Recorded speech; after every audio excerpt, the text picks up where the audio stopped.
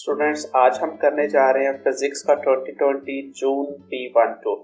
इस question paper का part 1 हम सॉल्व कर चुके हैं। अगर वो वीडियो आपने अभी तक नहीं देखी तो यहाँ ऊपर आने वाले आइकन पर क्लिक करें और फर्स्ट पार्ट देख लें, जिसमें हमने question number 1 to question number 20 तक सब सॉल्व किए हैं। फिर हम चलते हैं सेकंड पार्ट की तरफ, जिसमें हम question number 21 to question number 40 तक सॉल्व करेंगे। ओके स्टूडेंट्स, तो चलते हैं क्वेश्चन नंबर 21 की तरफ। The 200-volt battery of an electric car is charged with a current of 33 ampere for 4 hours. The efficiency of the charging process is 90%. How much usable energy is transferred to the battery? तो battery को कितनी energy transfer हुई है ये हमने find करना है। तो स्टूडेंट, सबसे पहले हम देखते हैं करंट ने कितनी एनर्जी प्रोवाइड की है बैटरी को। तो इलेक्ट्रिक एनर्जी फाइंड करने के लिए हम जो फॉर्मूला यूज करते हैं वो होता है VIT। तो यहाँ पर हमें सब कुछ गिवन है। वोल्टेज जो गिवन है वो 200 वोल्ट है एंड करंट हमारे पास 33 एम्पियर है एंड टाइम हमारे पास 4 आवर्स है। आवर्स को सेकंड्स में कन्वर्ट करेंगे तो वो कैसे कर सकते हैं, 4 मल्टीप्लाई बाय 60 करेंगे तो मिनट्स में आ जाएगा time and again multiply by 60 करेंगे तो सेकंड्स में आ जाएगा और ये आ जाएगा 14,400। ओके, तो इन सबको मल्टीप्लाई करेंगे तो हमारे पास एनर्जी आ जाएगी जो कि करंट ने बैटरी को प्रोवाइड की है। अब बैटरी ने वो एक्सेप्ट की है नहीं, ये बात की बात है। तो मल्टीप्लाई बाय 33 मल्टीप्लाई बाय 200 तो हमारे पास आ जाएगा आंसर 950400000। ओके, तो इतनी एनर्जी जो करंट ने है प्रोवाइड की है बैटरी को, बट बैटरी जो है इसका 90% एक्सेप्ट कर रही है। तो हमने अब इसका 90% फाइंड करना है। तो 90% फाइंड करने के लिए इसे मल्टीप्लाई बाय 90% कर देंगे। तो मल्टीप्लाई बाय 09 यानी कि 90 डिवाइडेड बाय 100। तो आंसर आ रहा है फाइनल जो एनर्जी बैटरी ने एक्सेप्ट की है वो आंसर आ रहा है हमारे पास 85536 एंटर पर 0। ओके स्टूडेंट्स, अब देखो यहाँ पर जो हमारे पास एनर्जी गिवन है वो मेगा जॉल्स में है। तो अगर हम इसे मेगा जॉल में कन्वर्ट करें तो यानी कि 6 डिजिट के बाद पॉइंट आना चाहिए यहाँ पर, यानी मल्टीप्लाई टाइम्स पावर 6 लेके आना तो यहाँ पर पॉइंट आएगा। तो हमारे पास जो है वो 85.5 आ रहा है, यानी कि तकरीबन 86, ऑलमोस्ट 86 आंसर होगा। तो बी पार्ट करेक्ट होगा। ओके स्टूडेंट्स, क्वेश्चन नंबर 22 की तरफ चलते हैं। In an experiment to measure the power output of small steam engine, a known load is lifted by the engine, which two measuring instruments are also required.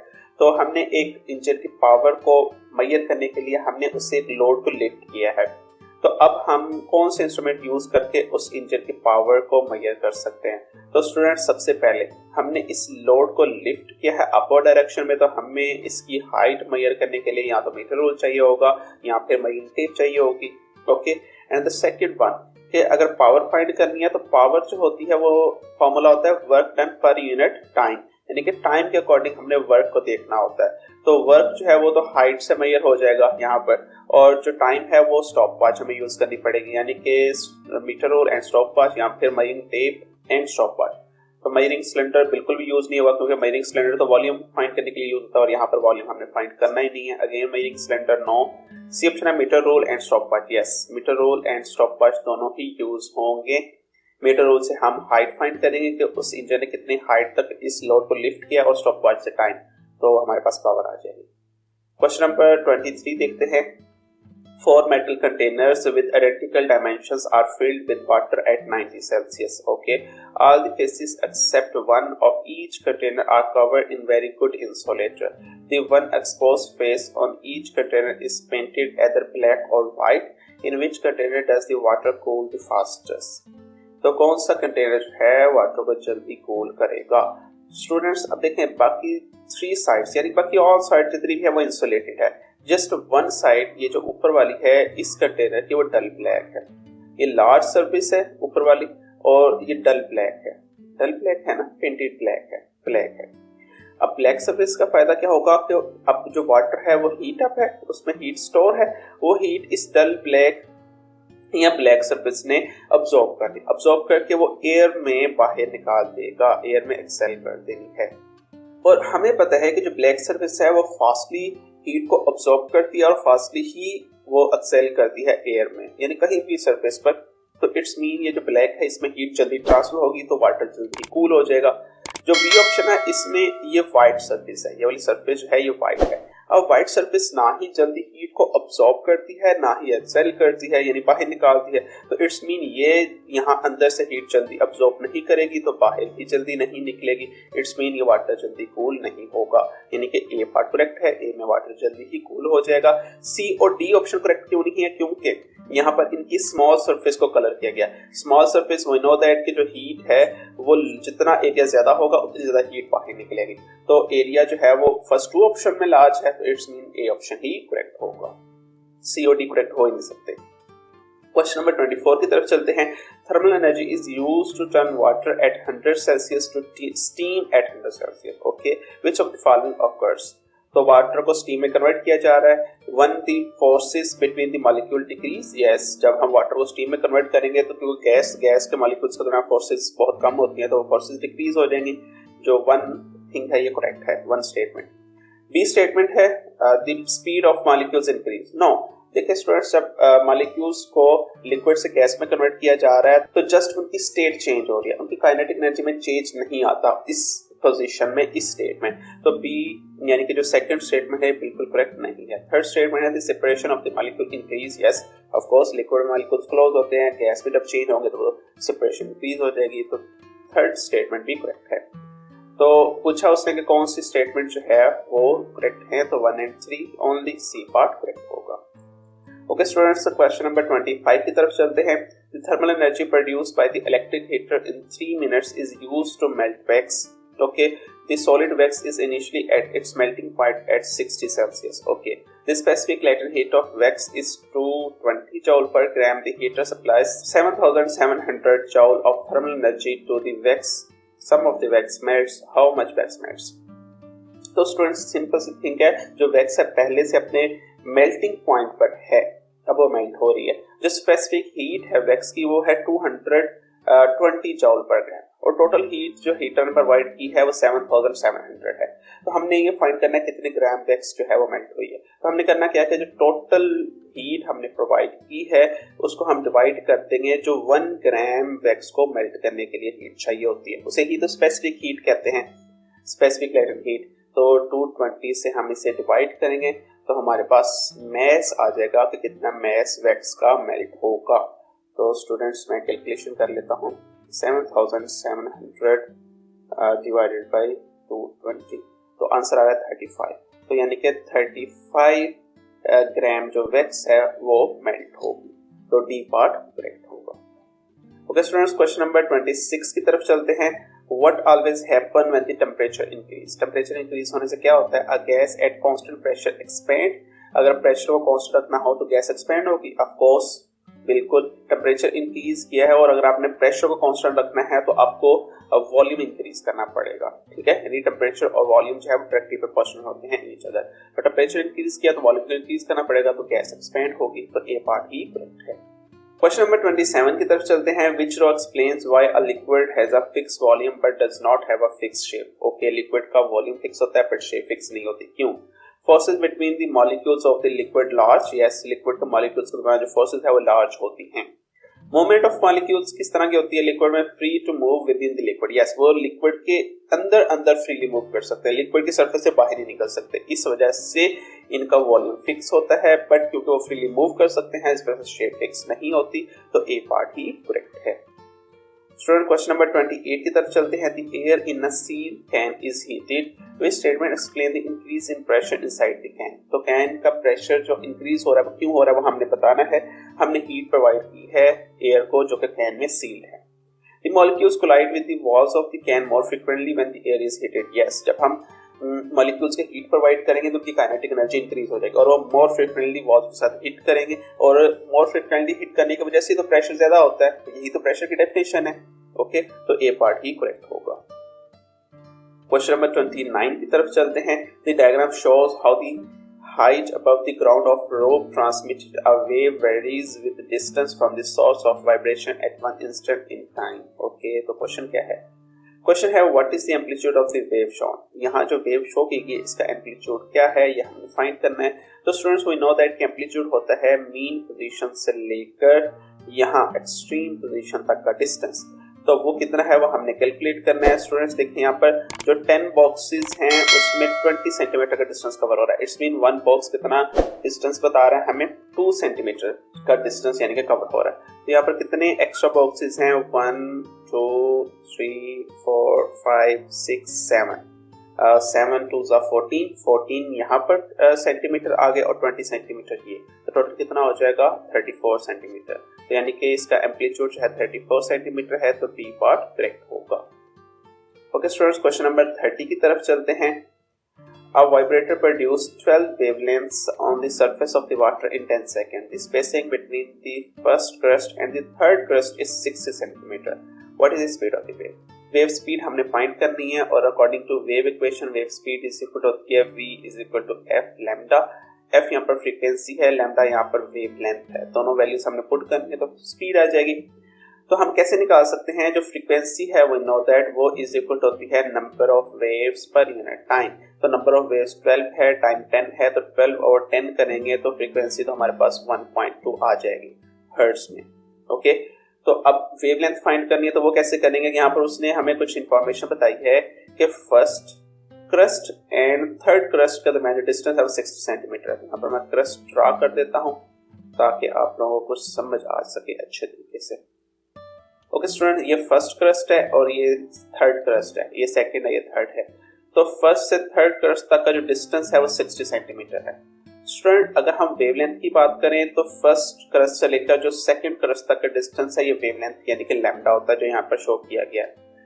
तो यानी कि जो lambda है वो कितना होगा, हाफ होगा 60 का, क्योंकि इसमें 3 क्रस्ट आ रहे हैं तो यहाँ से यहाँ भी 1 वेवलेंथ, यहाँ से यहाँ तक भी 1 वेवलेंथ। 60 का हाफ कितना हो जाएगा 30, इट्स मीन 30 सेंटीमीटर वेवलेंथ है। तो यहाँ पर वैल्यूज पुट करें तो आंसर आ जाएगा फ्रीक्वेंसी 1.2 है हमारे पास और वेवलेंथ जो है वो 30 सेंटीमीटर है और हमारे पास आंसर आ जाएगा 36 सेंटीमीटर पर सेकेंड। ओके, यानी कि सी पार्ट करेक्ट होगा। ओके स्टूडेंट्स, अगर आपने अभी तक हमारे चैनल को सब्सक्राइब नहीं किया तो लाजमी करें ताकि आने वाले इंपॉर्टेंट लेक्चर्स आप लोगों तक पहुंच सके। अगर आप ओ लेवल के स्टूडेंट हैं और आपको ओ लेवल के 10 ईयर पास पेपर्स का सोल्यूशन चाहिए फिजिक्स का स्पेशली, तो आप हमारे चैनल पर जाकर ओ लेवल फिजिक्स 50-54 की प्ले लिस्ट को देख सकते हैं जिसमें हमने 10 इयर्स ओल्ड पास पेपर्स का सोल्यूशन प्रोवाइड किया है। नेक्स्ट क्वेश्चन नंबर 31 की तरफ चलते हैं। The diagram shows a ray of light incident on the boundary between two mediums W and X. The medium have different refractive index. Okay, some light is reflected and some passes along the surface between the two mediums. Angle Y is greater than angle Z. Okay, which statement is correct? W has a greater refractive index than X and angle Y is equal to the critical angle. Students, जैसे कि हमें यहाँ पर नजर आ रहा है कि यहाँ पर टोटल इंटरनल रिफ्लेक्शन हो रही है, तो टोटल इंटरनल रिफ्लेक्शन की कंडीशन ये होती है कि जिस मीडियम में लाइट मूव कर रही है उसका रिफ्लेक्टिव इंडेक्स ग्रेटर होना चाहिए उस मीडियम से जिसमें लाइट इंटर हो रही है। तो W में लाइट इंटर होने की कोशिश कर रही है, इट्स मीन W का रिफ्लेक्टिव इंडेक्स कम होगा X से, यानी कि X का रिफ्लेक्टिव इंडेक्स ग्रेटर होगा W से। तो फर्स्ट ऑप्शन में क्या यही बात की गई है, W has greater reflective index than X? No, X का रिफ्लेक्टिव इंडेक्स ग्रेटर होगा W से।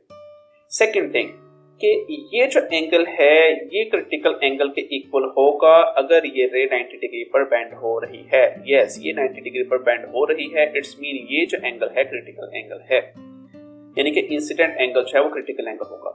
तो वी नो दैट कि जो इंसिडेंट एंगल है वो रिफ्लेक्टेड एंगल इक्वल होता है, इट्स मीन कि y जो है वो क्रिटिकल एंगल ही है। ऑप्शन बी देखते हैं, W has the greater reflective index than X। No, ऐसा नहीं है, तो फर्स्ट 2 ऑप्शंस रॉन्ग है क्योंकि W का रिफ्लेक्टिव इंडेक्स ग्रेटर नहीं है X से। सी ऑप्शन है X has greater reflective index than W। Yes, ये बात ठीक है। And angle Y is equal to the critical angle. Yes, जो एंगल Y है ये क्रिटिकल एंगल के इक्वल होगा क्योंकि इंसिडेंट एंगल और रिफ्लेक्टेड एंगल सेम होते हैं। It's mean C part correct है। क्वेश्चन नंबर 32 की तरफ चलते हैं। Light enters a glass block at the angle of incident I and it produces an angle of reflection R in the glass. Okay. Several different values of I and R are measured and a graph is drawn of sin I against sin R. Which graph is corrected?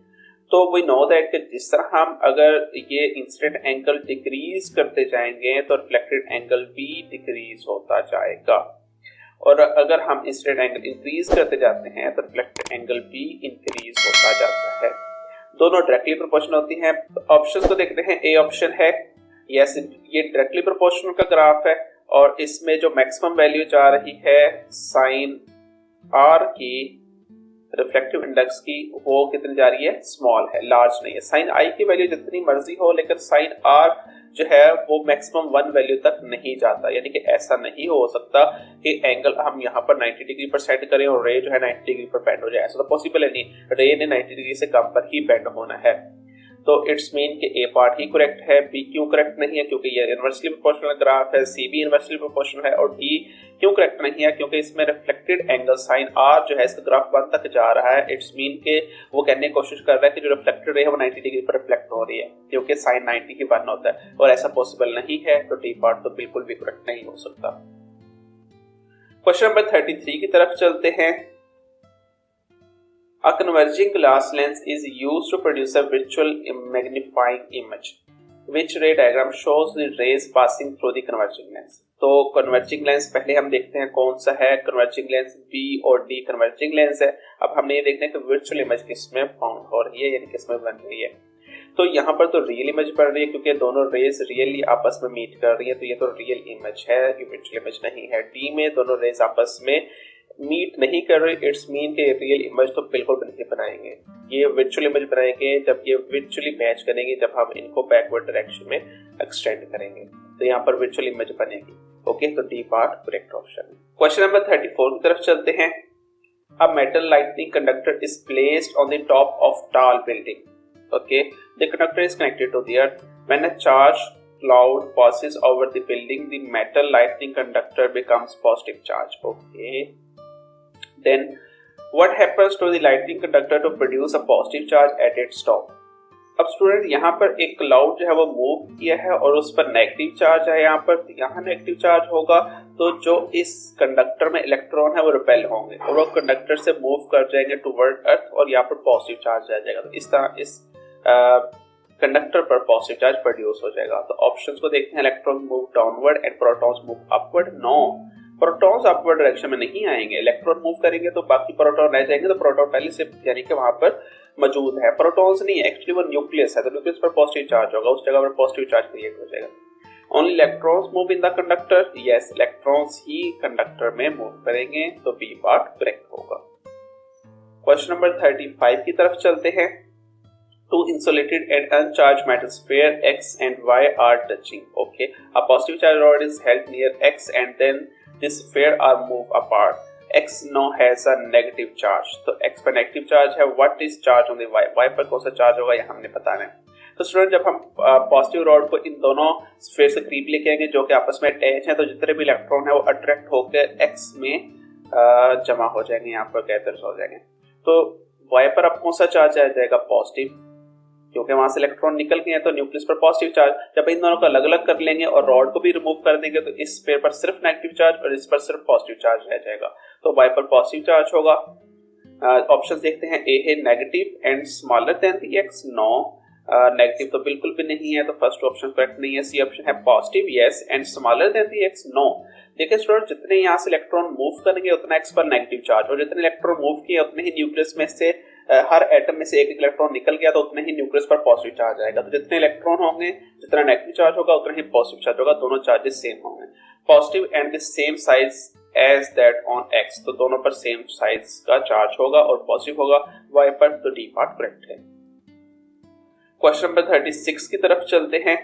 A stationary negative charge in an electric field experience an electric force in the direction shown. Okay, what is the direction of the electric field? Electric field की direction बतानी है। Negative charge जो है वो right side पर move कर रहा है। We know that जो नेगेटिव चार्ज है वो पॉजिटिव की तरफ अट्रैक्ट होता है। इट्स मीन इस साइड पर पॉजिटिव प्लेट है और इस साइड पर नेगेटिव प्लेट है, नेगेटिव से रिपेल होना है नेगेटिव चार्ज को।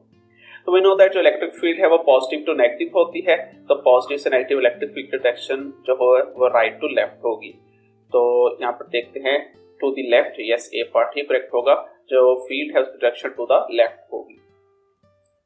क्वेश्चन नंबर 37 देखते हैं। A metal wire of length L and cross sectional area A has a resistance R. Okay, a second wire is made from the same metal. It has a length of 2L and the cross sectional area of 4A. What is the resistance of the second wire? Resistance हमने calculate करनी है second wire की। We know that जो resistance होती है वो is equal to होती है resistivity length over area. Okay, ये रेजिस्टेंस का फॉर्मूला होता है। यहाँ ये रेजिस्टिविटी कहते हैं हम इसे, रो से डिनोट करते हैं इसे भी। तो अब पहले तो ये है हमारे पास सिंपल, ये रेजिस्टिविटी है, ये लेंथ है, ये एरिया है। अब फिर हमने क्या किया है कि जो लेंथ है उसको इंक्रीज कर दिया 2L पर। तो मैं यहाँ पर पुट करूंगा कि रेजिस्टिविटी जो लेंथ है अब 2L हो गई है और जो एरिया है वो 4A हो गया है। तो ये डिवाइड करेंगे तो हमारे पास 2 आ जाएगा, तो रेजिस्टेंस हमारे पास आ जाएगी 1/2 into resistivity length over area. तो ये देखें स्टूडेंट, ये दोबारा से रेजिस्टेंस ही बन गई है जो हमने शुरू में सपोज की थी। तो रेजिस्टेंस जो है वो is equal to R, it's mean के ओरिजिनल रेजिस्टेंस डिवाइडेड बाय 2। तो यानी कि जो रेजिस्टेंस है वो हाफ हो जाएगी, it's mean C part correct है।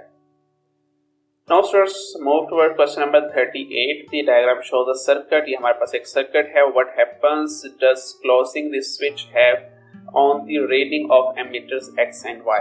अगर हम Y स्विच को क्लोज कर दें तो X और Y की रीडिंग पर क्या इफेक्ट होगा। तो स्टूडेंट्स अगर हम इस स्विच को क्लोज कर दें तो X और Y की रीडिंग पर क्या इफेक्ट होगा। तो अगर स्टूडेंट इस स्विच को ऑफ कर दे तो अब देखिए यहाँ पर इस सर्किट में लगी हुई है रेजिस्टेंस। तो करंट जो है अब शॉर्टली ये वाला पाथ चूज करेगा मूव करने के लिए, तो यानी कि Y की तरफ करंट जाएगा नहीं। तो Y में जो रीडिंग आ रही है वो डिक्रीज हो जाएगी। तो यहाँ पर देखते हैं reading of ammeter Y decrease, yes, इन दोनों में से कोई एक हो सकता है।